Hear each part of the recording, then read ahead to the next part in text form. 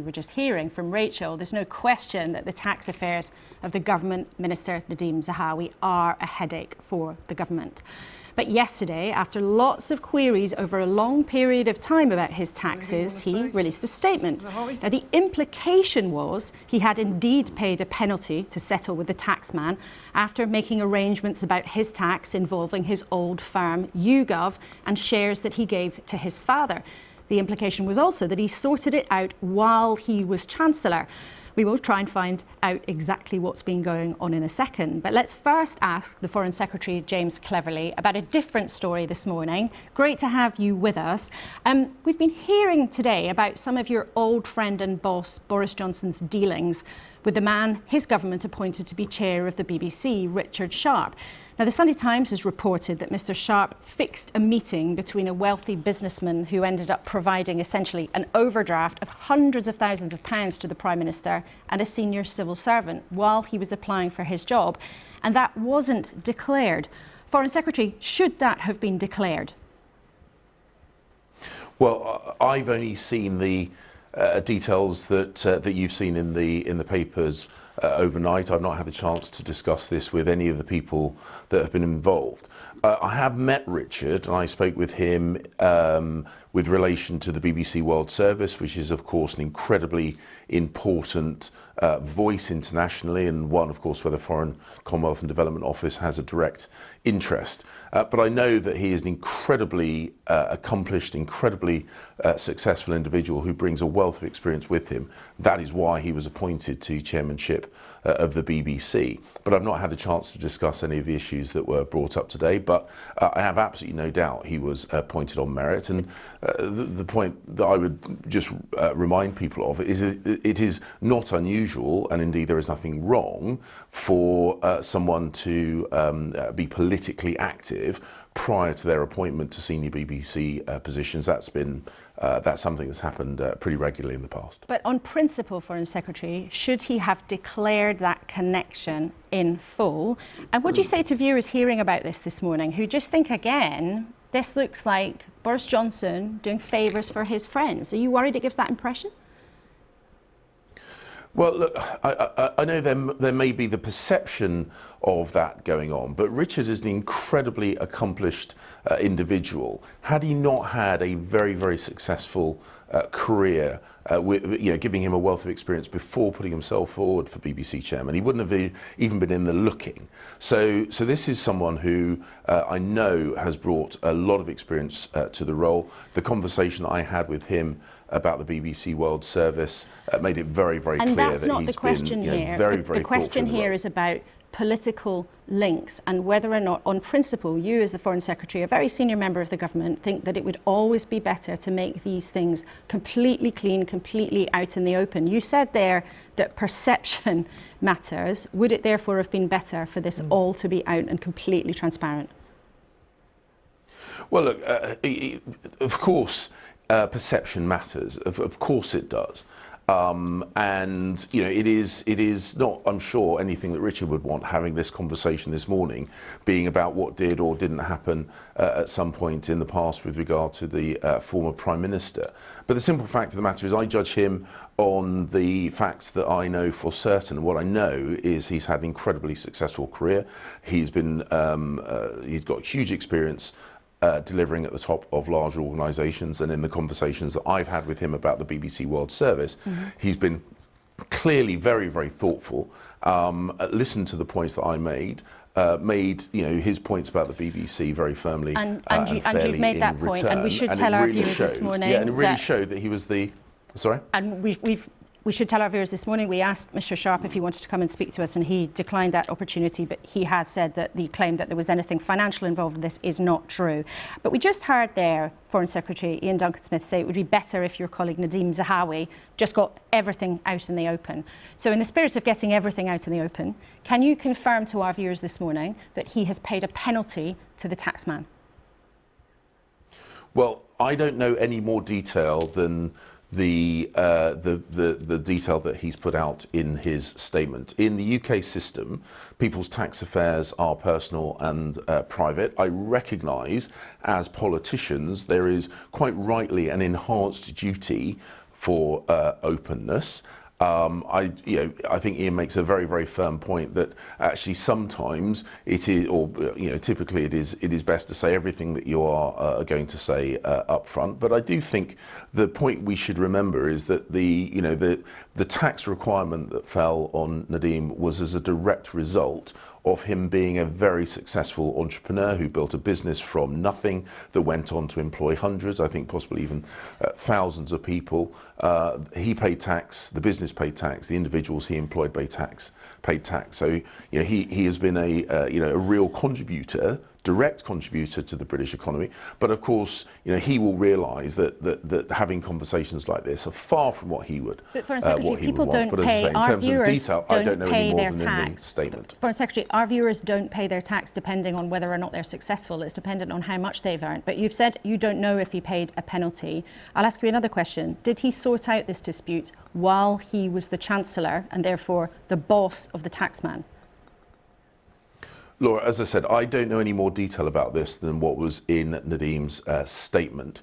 But as I say, this was something which has been described as careless rather than intentional, and the tax requirement, the tax that he was due to pay has now been fully paid.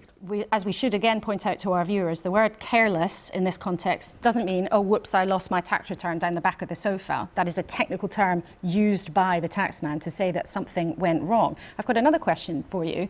You say you haven't asked for any more detail, you don't know any more detail, but did the Prime Minister know about this before he gave Nadhim Zadawi a job in his government? Well, Nadhim was a senior member of cabinet. When you join cabinet, the cabinet office ensures that you go through a process, a due diligence process.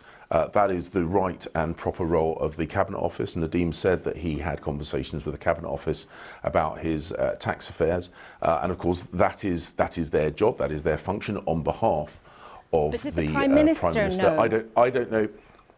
You don't know. So I don't know what conversations the Prime Minister had on the appointment of any other minister. But all I know is the conversations that I had with the Prime Minister when he appointed me. I'm sure that is reflective of the conversations he had with others. And in those conversations, you talk about the priorities for the government, the priorities of the country, and what we need to do in our jobs as minister rather than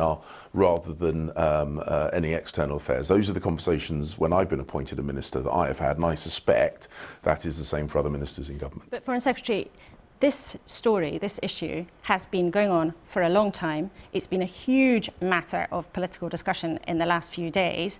You knew you were coming on to do this interview this morning, and you've told us you don't know whether or not he paid a penalty. You don't know whether he sorted out his tax affairs while he was the Chancellor, when he was actually the taxman's boss, which I think many people would think is a blatant conflict of interest. And you don't know whether he discussed it with the Prime Minister. Can I ask you, is that because you don't want to know, because it's uncomfortable to talk about this, or if it's because Nadhim Zadawi is keeping this to himself? Because our viewers might wonder, how on earth are you here talking for the government about this morning when you don't have answers to what are really straightforward questions?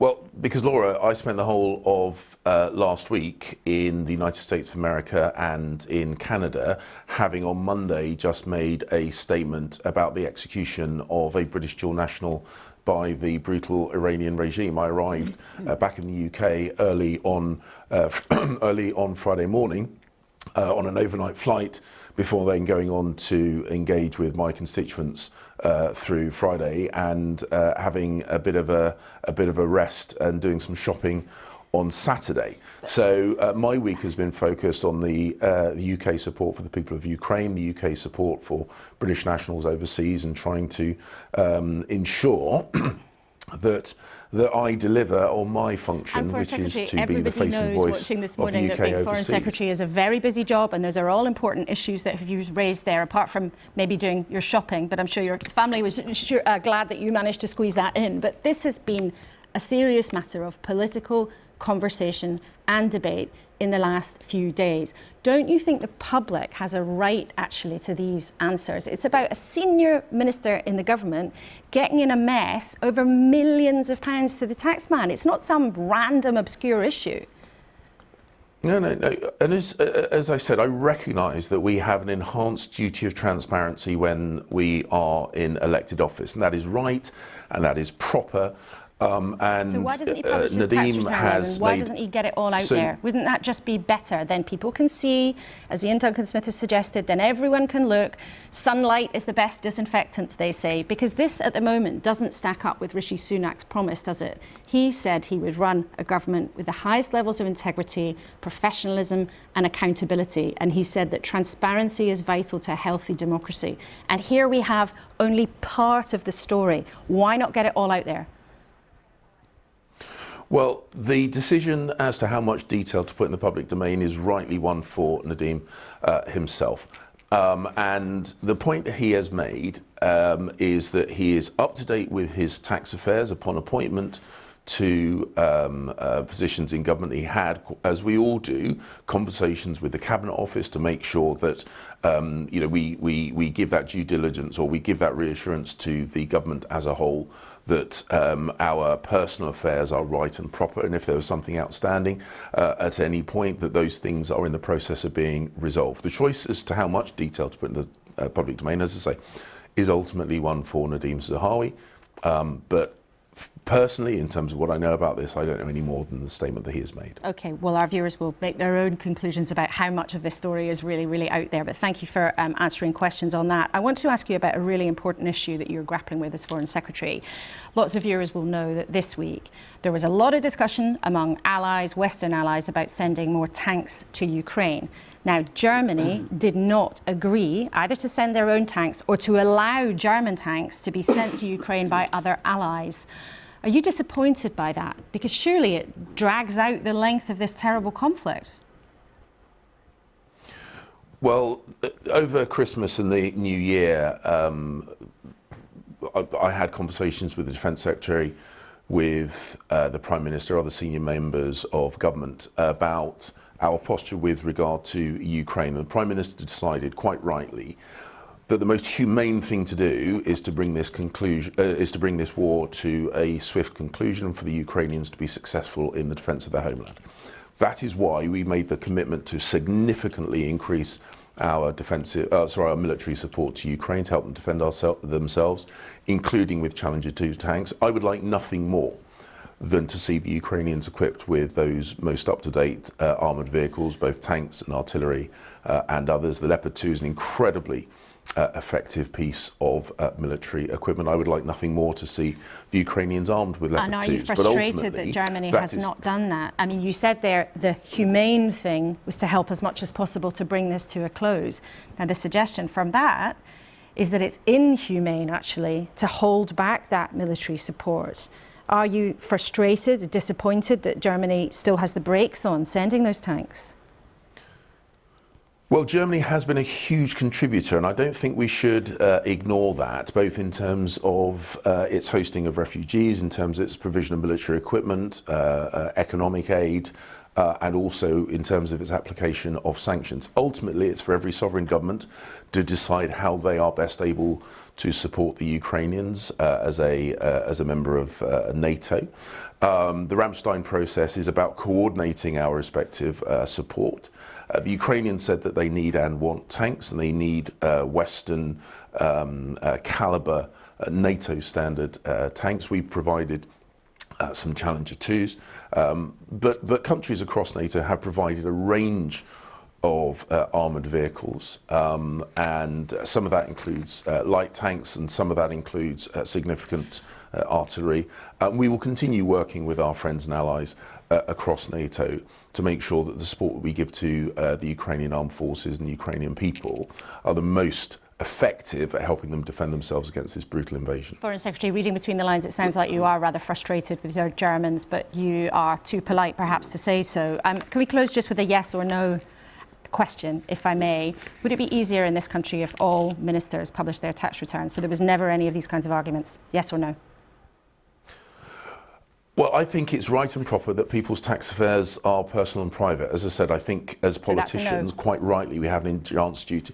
Well, look, I think we keep hearing that we want politicians to be more like the rest of us and less to be a kind of a strange and unique beasts.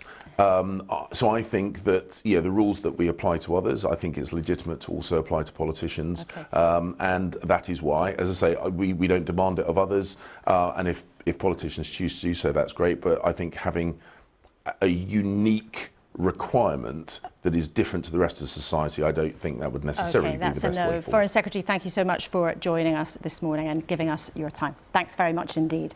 Now, as ever, we'd love to know what you think about that and everything we've been discussing today. As ever, you can email us, Kuenssberg